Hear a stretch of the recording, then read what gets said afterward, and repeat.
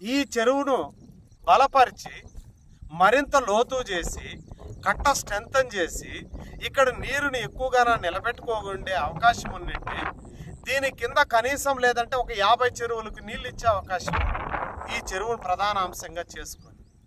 మరి 50 చెరువులకు నీళ్ళు ఇవ్వగలిగే సామర్థ్యం ఉన్నటువంటి ఈ చెరువు కనీసం తన కింద ఉన్నటువంటి ఒక 10-15 ఎకరాలకు కూడా సాగు ఇవ్వలేనటువంటి దౌర్భాగ్య పరిస్థితులు ఈ చెరువు.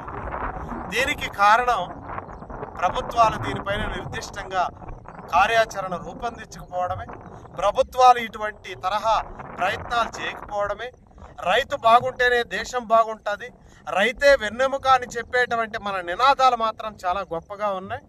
కానీ ఈరోజు మాత్రం రైతుకు అవసరమైనటువంటి ఈ చెరువుల్ని, కుంటల్ని, వంకల్ని, వాగుల్ని బలోపేతం చేసి నీటిని నిల్వ చేసేటువంటి ప్రయత్నం ప్రభుత్వాలు చేయకపోవడంతో